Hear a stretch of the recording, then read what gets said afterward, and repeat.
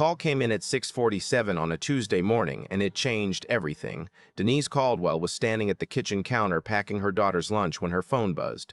She almost didn't answer. Tuesdays were chaos. Amara had swim practice before school, which meant leaving the house by 7:15, which meant Denise had exactly 28 minutes to finish the sandwich, find the missing goggle strap, and somehow convince a 7-year-old that brushing her teeth was not optional. But something made her pick up.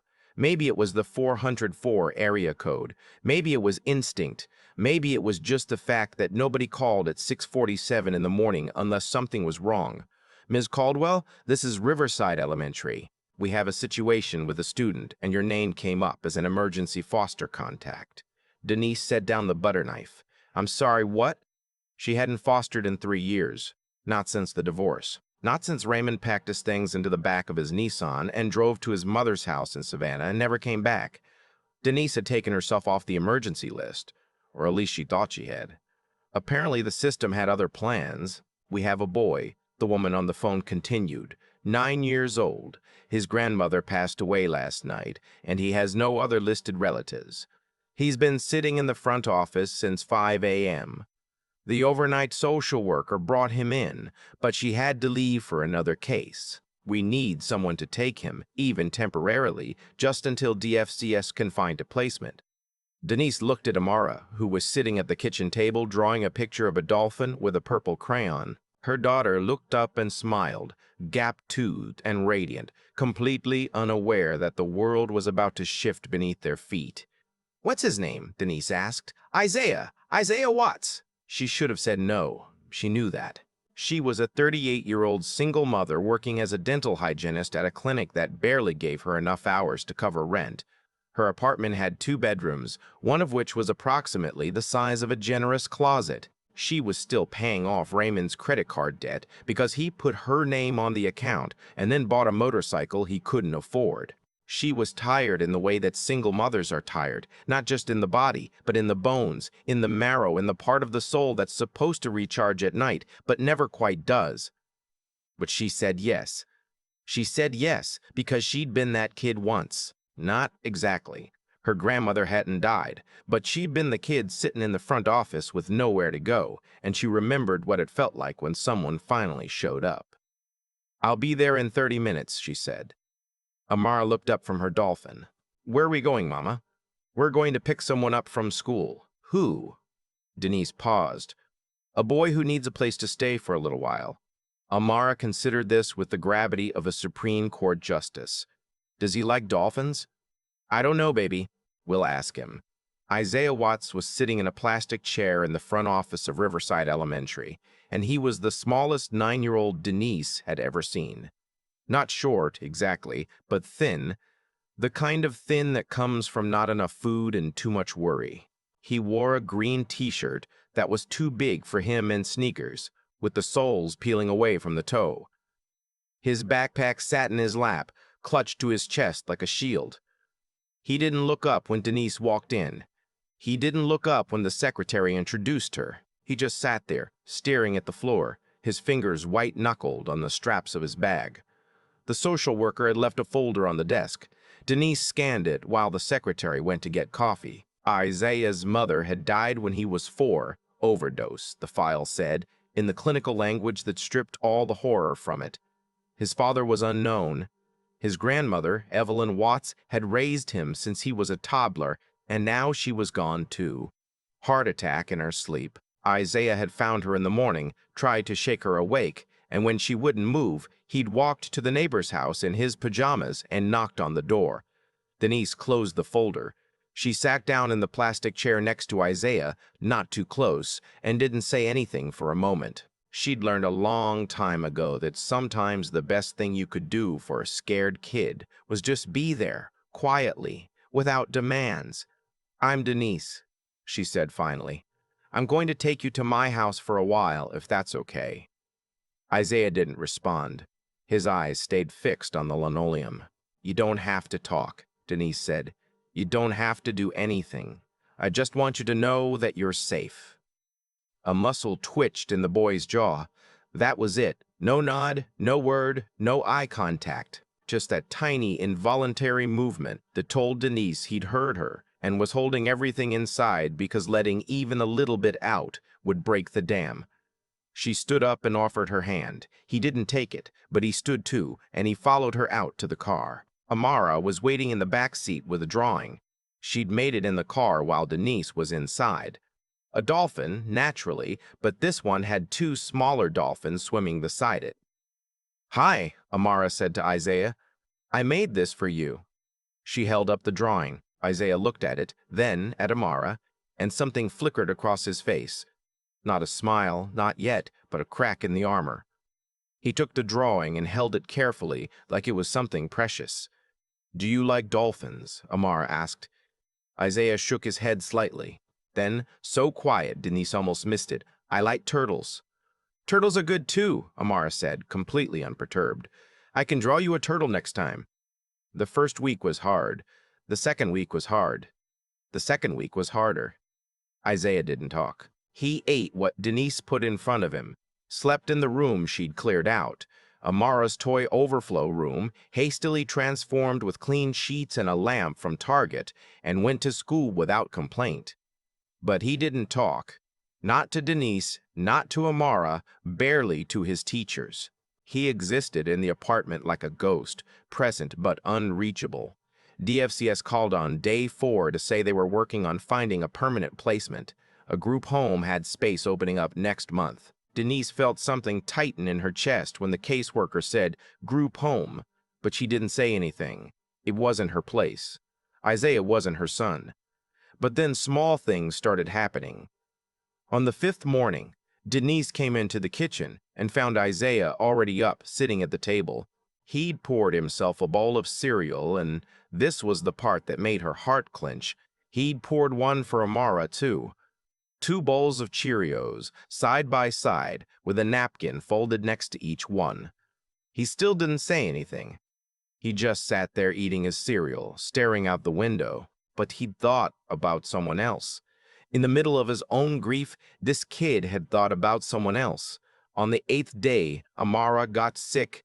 Nothing serious, just a stomach bug that kept her home from school. Denise was on the phone with the clinic trying to rearrange her schedule when she heard something from Amara's room. She walked down the hall and stopped. Isaiah was sitting on the edge of Amara's bed, reading to her from one of her picture books. His voice was barely above a whisper, halting and uncertain, but he was reading. Amara was curled up under her blanket, looking at him with huge eyes, completely captivated. And the caterpillar, Isaiah read slowly, was still hungry. Denise leaned against the doorframe and pressed her hand to her mouth and didn't make a sound, because if she made a sound, she was going to cry, and she didn't want to startle him back into silence. That night, after both kids were asleep, Denise sat at the kitchen table with a cup of tea that had gone cold an hour ago and thought about what she was doing. The responsible thing, the smart thing, was to let DFCS do their job. They'd find Isaiah a placement. A group home wasn't ideal, but it would be temporary. Eventually, maybe, a foster family. Eventually, maybe, something permanent.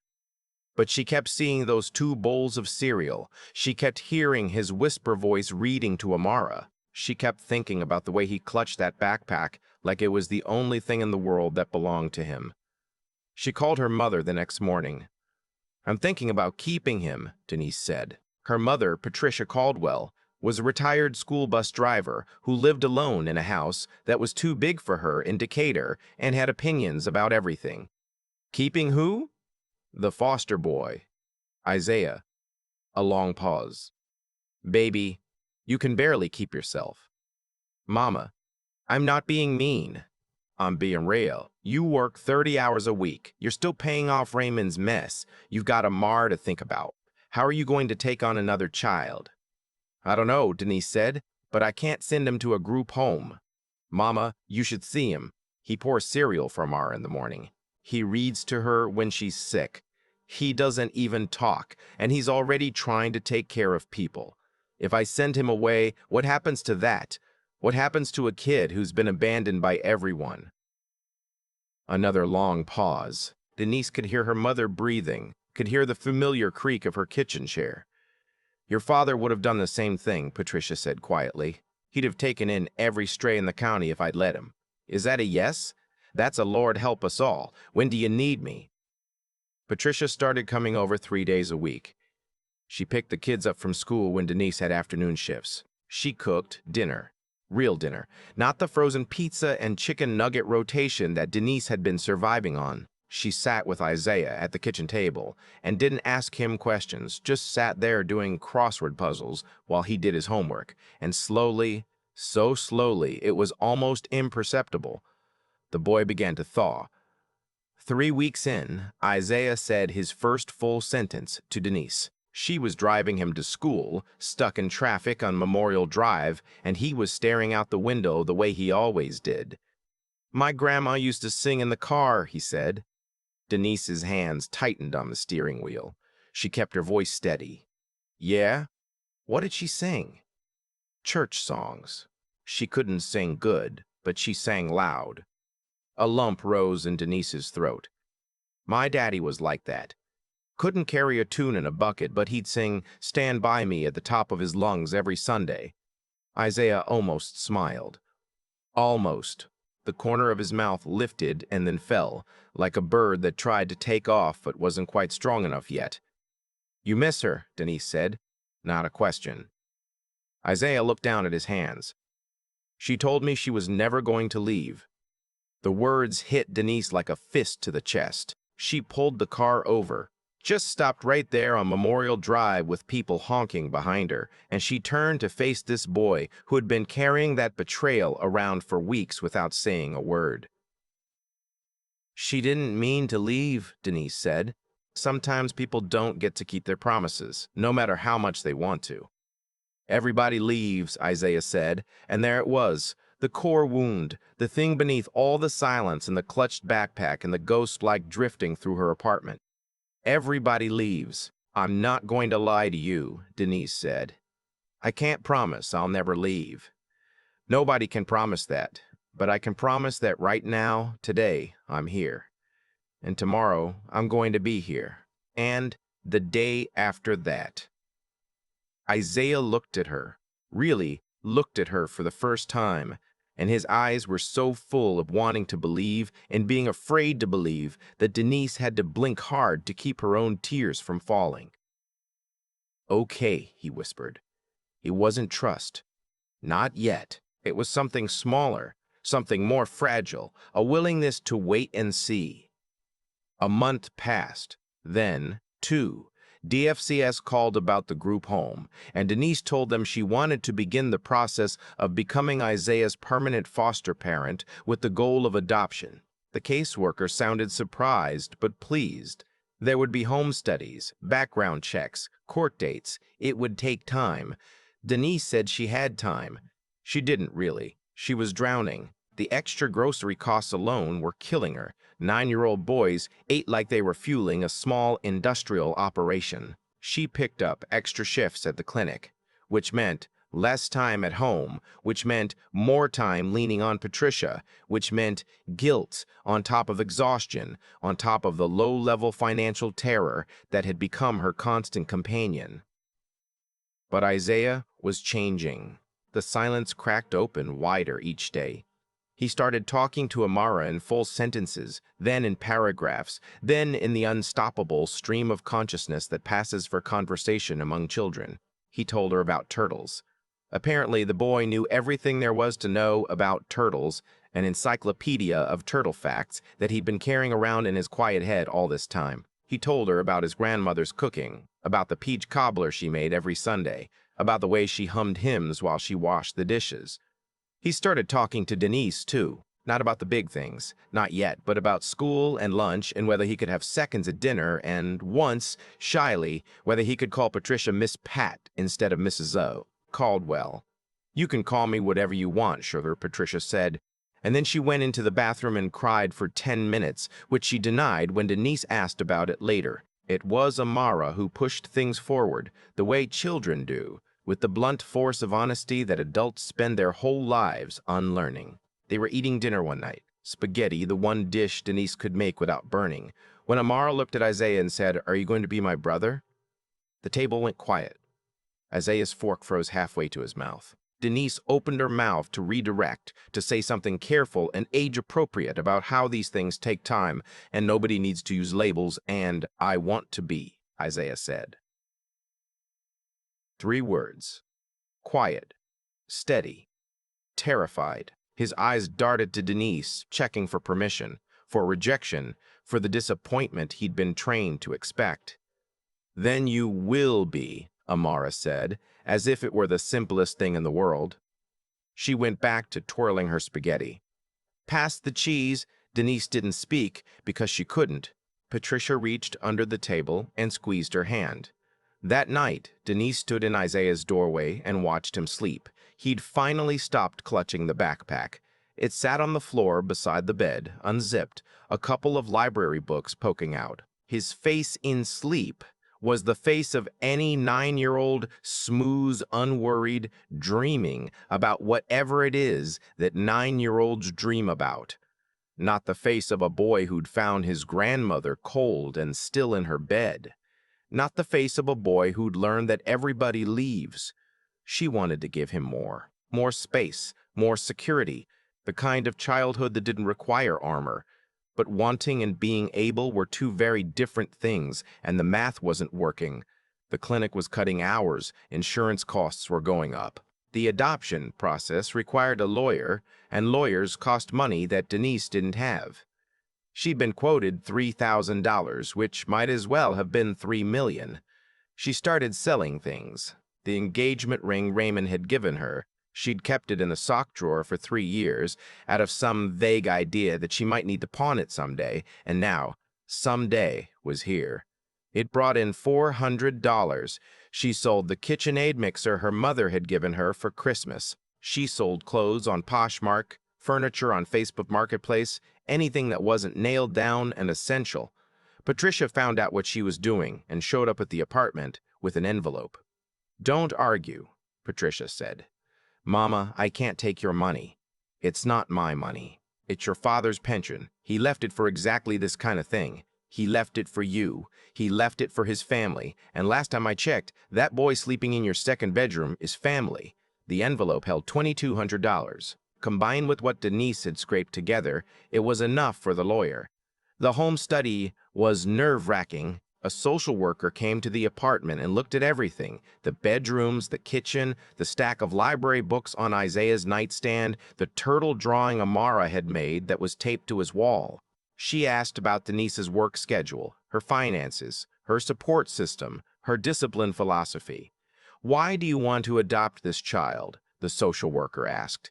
Denise had rehearsed a dozen answers, but what came out was none of them. "Because he pours cereal for my daughter in the morning. Because he reads to her when she's sick. Because the first time he talked to me, he told me about his grandmother singing, and I realized he wasn't a kid who needed to be rescued. He's a kid who's been rescuing himself his whole life, and he deserves someone who let him stop." The social worker wrote something in her notebook and nodded. 6 months after the phone call, the court date arrived. Denise wore the one good dress she hadn't sold. Patricia wore her church hat. Amara wore a tutu because Amara wore a tutu to everything. Isaiah wore a button-down shirt that Patricia had bought him, and he kept pulling at the collar like it was trying to strangle him. The courtroom was smaller than Denise expected, more like a conference room with a judge's bench. There were papers to sign, legal language to recite, questions to answer. Isaiah sat very still through all of it, his hands folded in his lap, and Denise could see the tension in his shoulders, the way he was bracing himself for the thing that always happened, the reversal, the disappointment, the door closing.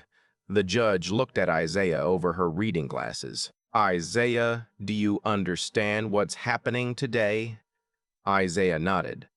"I need you to say it out loud for the record, sweetheart." He swallowed hard. "I'm getting adopted." "That's right. And do you want to be adopted by Ms. Caldwell?" Isaiah looked at Denise. She looked back at him, and she didn't try to influence him with a smile or a nod. She just let him see her, all of her, the tired eyes and the bitten nails, and the woman who was terrified she wasn't enough, but was showing up anyway. "Yes, ma'am," Isaiah said. The judge smiled. Then by the power vested in me by the state of Georgia, I hereby grant this petition for adoption. She banged the gavel, and Amara screamed, "Yay!" so loud that the bailiff jumped. Patricia was already crying. The lawyer was smiling. And Isaiah. Isaiah, who had been silent for weeks, who had learned to make himself invisible, who had been carrying the weight of loss and abandonment in a body that was too small for any of it, turned to Denise and said the words she hadn't known she'd been waiting to hear. "Can I call you Mom?" Denise dropped to her knees on the courtroom floor, not caring about the dress or the people watching, and she pulled him into her arms. He was stiff at first, the way he'd been on that first day, his body rigid with the habit of self-protection. Then, slowly, he relaxed. His arms came up around her neck, and he held on tight, really tight, and she could feel him shaking. "Yes," she said into his hair. "You can call me Mom."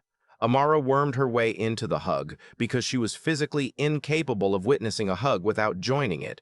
"Group hug," she announced. And there they were, the three of them tangled together on the floor of a courtroom in Atlanta, while a judge smiled and a grandmother wept and a bailiff pretended he wasn't tearing up. It wasn't a fairy tale. Denise wanted to be clear about that. The months that followed weren't some montage of smiling faces in golden light. Isaiah had nightmares. He woke up screaming for his grandmother, and Denise sat on the edge of his bed at 2 a.m. rubbing his back and singing badly because that's what his grandma had done. He had bad days at school, days when the grief hit him sideways and he shut down, went silent, retreated into that armor he'd built. Denise learned to ride it out. She didn't push. She just stayed. There were money problems. Always money problems. The clinic finally cut her hours to 25 a week, and she had to pick up weekend shifts at a friend's salon sweeping floors and folding towels. Patricia watched the kids on Saturdays, and Denise felt guilty about that too, piling more onto a 70-year-old woman who should have been relaxing. But there were good days too, so many good days that they started to outnumber the bad ones. Isaiah joined the chess club at school and turned out to be quietly, shockingly good at it. He won his first tournament and came home with a plastic trophy that Amara insisted they display on the kitchen counter like it was the Stanley Cup. He started laughing, really laughing, at Amara's terrible knock-knock jokes. And the sound of his laughter in that small apartment was the best thing Denise had ever heard. One evening, about 8 months after the adoption, Denise came home from the salon to find Isaiah and Amara in the kitchen. There was flour everywhere. On the counter, on the floor, on both of their faces. Something that smelled extraordinary was in the oven. "What is happening?" Denise asked. Isaiah turned around, and he was grinning, a real, full, unguarded grin that she'd never seen before. "I'm making Grandma Evie's peach cobbler," he said. "Miss Pat helped me remember the recipe." Denise looked at Patricia, who was sitting at the table with flour in her hair and a look of pure satisfaction on her face. "That boy has a gift," Patricia said. "He's got his grandmother's hands." They ate the cobbler that night, all four of them crowded around the kitchen table. It was too sweet. Isaiah had been heavy-handed with the sugar, and the crust was a little lopsided. But Denise ate 2 servings and told him it was the best thing she'd ever tasted, and she meant it. "Grandma Evie would have liked you," Isaiah said to Denise. He said it matter-of-factly, the way he said most things, but his eyes were bright. "I think I would have liked her too," Denise said. "She always said God puts people where they need to be, even if it doesn't make sense at the time." Denise thought about that. A phone call at 6:47 on a Tuesday morning. A name she'd forgotten to take off an emergency list. A boy in a plastic chair clutching a backpack. None of it made sense at the time. All of it made sense now. "Your grandma was a smart woman," Denise said. Isaiah nodded. "She couldn't sing, though." Amara looked up from her cobbler. "Mama can't sing either." "Nobody asked you," Denise said, and they all laughed. And the kitchen was warm and full and alive, and for the first time in a very long time, nobody in that apartment was alone. A year later, Denise was sitting on the bleachers at Isaiah's school watching him play in the chess tournament finals. Amara sat beside her, now 8, drawing turtles in a sketchbook because she converted fully to the turtle cause. Patricia sat on her other side, wearing her church hat even though it was a Tuesday, because she believed important events deserved important hats. Isaiah moved his knight, and his opponent stared at the board. Denise didn't understand chess. She'd tried to learn, but Isaiah had gently explained that she was not strategic, Mom, but she could see from the other boy's face that something significant had happened. 2 moves later, it was over. Isaiah won. He looked up into the bleachers, found Denise's face in the small crowd, and smiled. Not the almost smile from the car that day. Not the guarded half expression she'd gotten used to in those early months. A real smile. The smile of a boy who knew where he belonged. Amara stood up on the bleachers and screamed his name so loud that every head in the gymnasium turned. Patricia clapped and shouted, "That's my grandbaby," as if she'd been claiming him since the day he was born. And Denise sat there in the middle of it all. This woman who'd answered a phone call she should have ignored, who'd said yes when every practical bone in her body said no, who'd sold her engagement ring and swept salon floors and begged the universe to let her be enough. And she knew. She knew that the bravest thing she'd ever done wasn't saying yes to a 9-year-old stranger. It was staying. Every morning, every cereal bowl, every 2 a.m. nightmare, every time she chose to show up when it would have been easier not to. The bravest thing wasn't a single grand gesture. It was 1,000 ordinary ones, stacked on top of each other day after day, until they built something that couldn't be knocked down. Isaiah came running up the bleachers holding his trophy. A real one this time, not plastic. Amara tackled him in a hug that nearly sent them both tumbling. Patricia pulled a tissue from her purse and dabbed her eyes. "Mom," Isaiah said, slightly breathless, holding up the trophy. "Look." "I see it, baby," Denise said. "I won." "You sure did." He looked at her with those eyes that used to be so empty, so walled off, and now were full of everything he'd been afraid to feel. "Thanks for answering the phone," he said. Denise pulled him close, trophy and all, and kissed the top of his head. "Thanks for letting me," she said. "Sometimes it starts with a wrong turn, a wrong room, a wrong number, a call that comes too early on a Tuesday morning when you're making lunches and running late and barely holding it together. Sometimes the thing that changes your whole life looks, at first, like an interruption, like an inconvenience, like something you should say no to because the timing is bad and the money isn't there and you've got your own problems stacked high enough already. But then you say yes. You say yes because something in your gut knows what your brain hasn't figured out yet, that the interruption is the point, that the inconvenience is the invitation, that the kid sitting in a plastic chair with a backpack clutched to his chest isn't a burden you can't afford. He's the family you didn't know you were missing.